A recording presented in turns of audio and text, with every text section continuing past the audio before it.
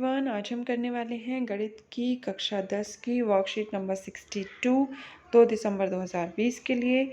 आज इस वर्कशीट में हम करने वाले हैं माध्य की प्रत्यक्ष विधि। अब देखिए माध्य क्या होता है। माध्य होता है संख्याओं या प्रेक्षण का औसत मान माध्य कहलाता है। माध्य को x बार के रूप में दर्शाते हैं। गणितीय रूप में माध्य के को निम्न तरीके से ज्ञात किया जा सकता है। सभी प्रेक्षकों का योग बटे में प्रेक्षकों की कुल संख्या। जैसे कि यहाँ पर दिया हुआ है, निम्न आंकड़ों का औसत ज्ञात कीजिए। माध्य मतलब औसत। अब ये जो आंकड़े आपको दिए हुए हैं, हम इन आंकड़ों का माध्य कैसे ज्ञात कर सकते हैं। इन सभी को जोड़ेंगे, उसके बाद हम काउंट करेंगे ये कितने हैं, फिर उस नंबर से हम इसको भाग कर देंगे। अब देखिए वर्गीकृत जो हमारे पास वर्गीकृत आंकड़े होते हैं वो क्या होते हैं।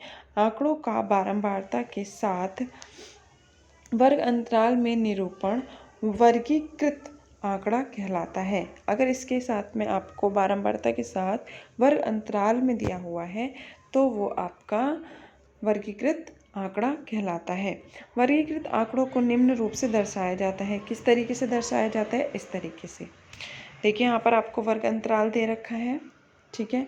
ये निम्न सीमा, जो छोटी वाली वैल्यूज़ होती हैं, ये सारी निम्न सीमाएं हैं और ये सब ऊपरी सीमाएं हैं, ठीक है। और ये आपकी बारंबारता फ्रीक्वेंसी जिसको हम बोलते हैं, ये सारी वो दे रखी हैं। अब यहाँ पर एक और चीज़ बताई गई है। वर्गीकृत आंकड़ों का माध्य ज्ञात करने की अनेक विधियाँ हैं, जिनमें से एक है प्रत्यक्ष विधि। आज हम वर्गीकृत आंकड़ों का प्रत्यक्ष विधि से निकालना सीखेंगे। पहला उदाहरण आपको यहाँ पर दे रखा है, ये देखिए। पहले यहाँ पर हम एक इसके स्टेप्स देख लेते हैं। पहले प्रत्यक्ष विधि से माध्य परिकलित करने के कुछ चरण हैं। दी गई सारणी को दोबारा लिखिए। जो आपको ये सारणी दी जाती है, इनको दोबारा लिखना होता है।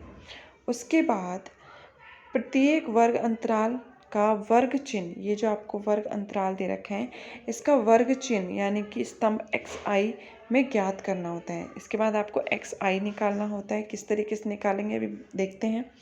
फिर fi के वर्ग चिन्ह और बारंबारता का गुणनफल ज्ञात करते हैं। उसके बाद fi का योग ज्ञात करते हैं।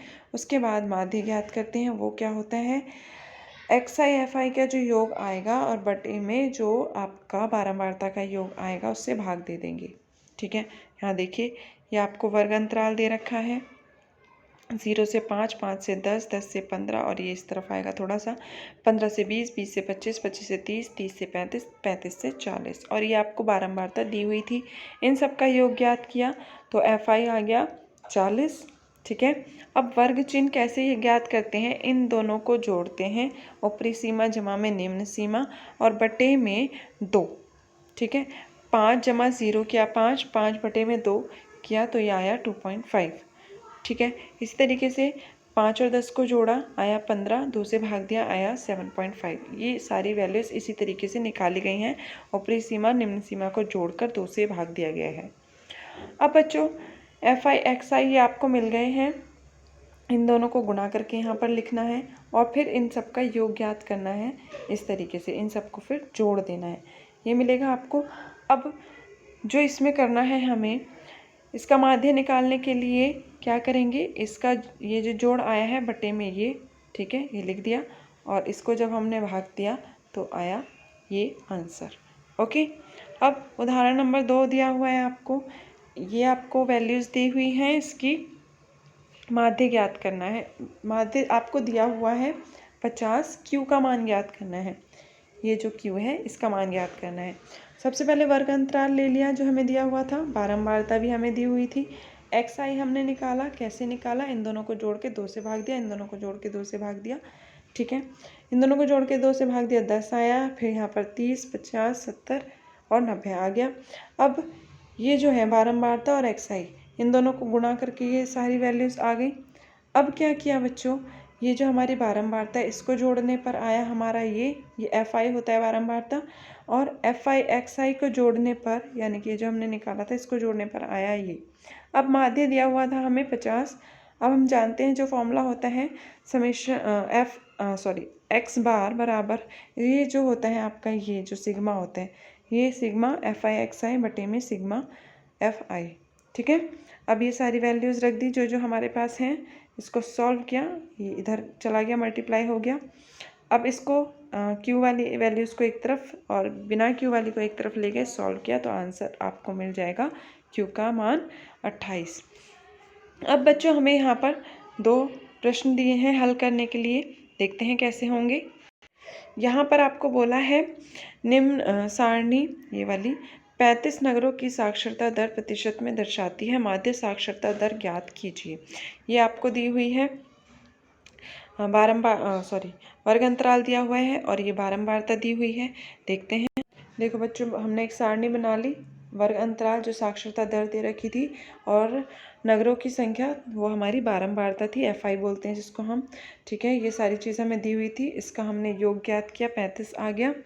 ओके, अब इसके बाद वर्ग चिन्ह कैसे निकाला, इनको जोड़ा और 2 से भाग दिया, यहाँ 50 आया, इनको जोड़ा 2 से भाग दिया 60 आया, फिर यहाँ से आया 70, यहाँ से आया 80 और यहाँ से आया 90। यहाँ पर आप एक चीज़ नोट करेंगे बच्चों, ये वाली जो वैल्यूज़ हैं ये कुछ भी नहीं है, इनके बीच वाले मान आते हैं। ठीक है, 45 और 50 के बीच में 50 आता है, 55 और 60 के बीच में 55 और 65 के बीच में 60 आता है, 65 और 75 के बीच में 70 आते हैं, 75 और 85 के बीच में 80 आते हैं, 85 और 95 के बीच में 90 आता है। तो आप यहाँ से बीच वाली संख्या इसकी लिख सकते हैं।